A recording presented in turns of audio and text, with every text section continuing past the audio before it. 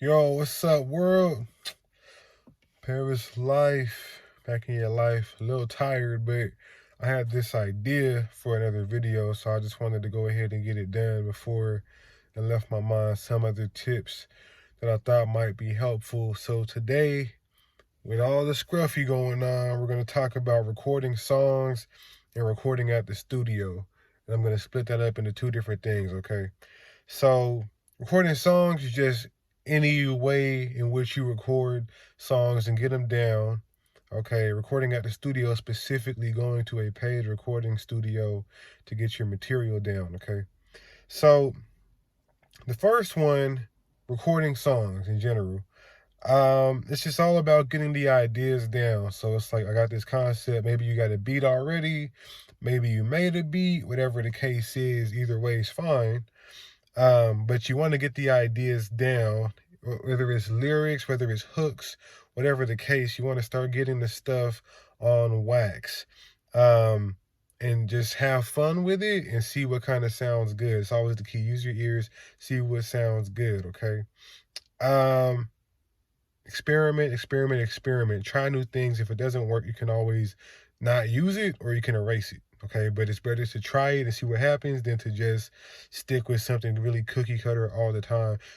Then that said, if you have a formula that's been working for you, then nothing wrong with sticking with that either.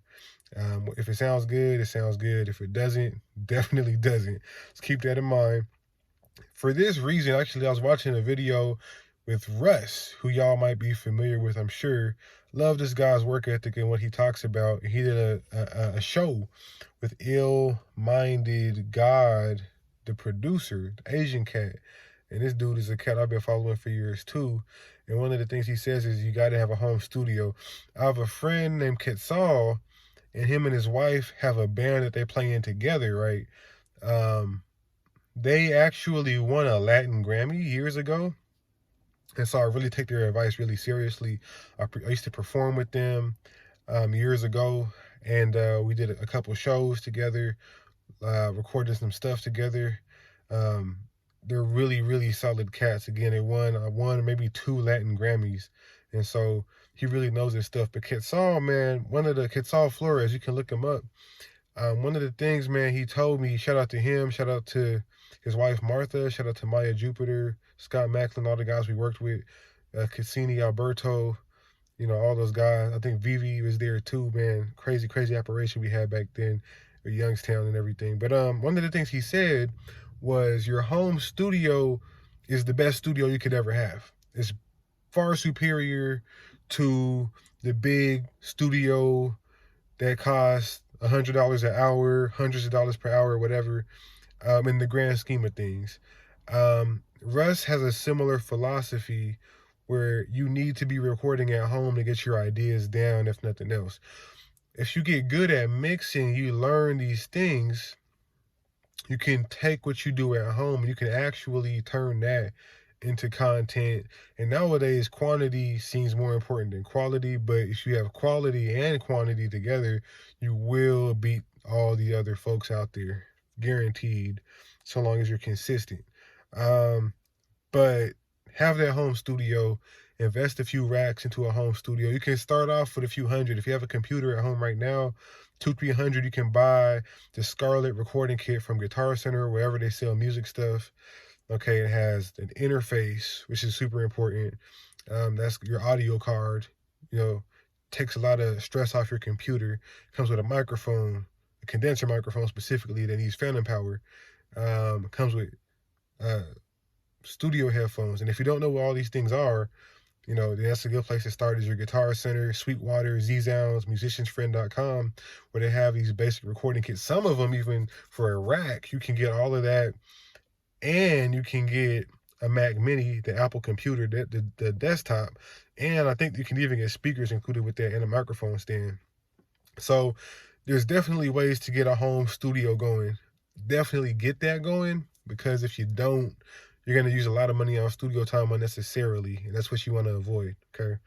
The other things with being at home or even at a friend's studio if you don't have it right now, but just somewhere where you're comfortable. The other thing is just less time constraints. Okay, for instance, like When you are in the studio, it's money. You have to pay per hour typically. A lot of cases you're paying for the room and you're paying for the engineer on top of that per hour.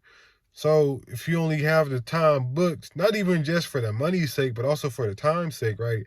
If you only got 4 or 5 hours booked, you got 4 or 5 hours. If you need an extra half hour once you hit the end of that time slot, they might not be able to do that. They might be cool with you putting up the extra money to keep going, but sometimes they shut down once it's done, and that's it. You can't really, you might not be able to keep going after that. So it's constraints, So you want to remove that and record it at the house or at the homie's house or somewhere where you can just be there and freely get the ideas out. Going back to the word free, when I say freely, freedom and the energy you have being in your own domain, being in your own space, and being able to be creative without having a bunch of other people there watching, without having anybody in the room and their energy in there with you. You can just be free to express yourself, get these ideas out, and slowly perfect it.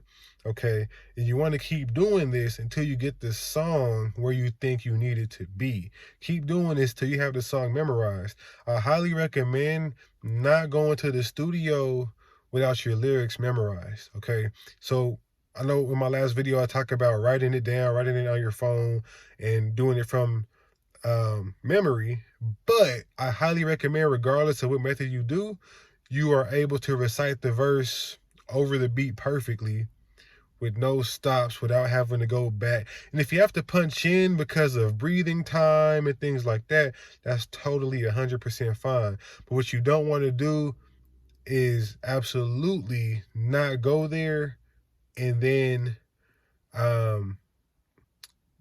be in the booth not knowing what the verse or verses are or what the song is and just remembering it because you're reading it. You can use that as a guide if you want to, but I don't recommend it. I recommend having that memorized so it's just coming from memory, from your heart, from your soul at that point, so that you're just as efficient as possible. But don't go in there like, I just wrote the verse a second ago, I'm about to record it. If you're a pro, or if you have a label backing you or some kind of backer where they're putting up the money for the studio time and they don't mind you just going in there and experimenting and figuring things out, that's totally fine. But for most people, it's not like that.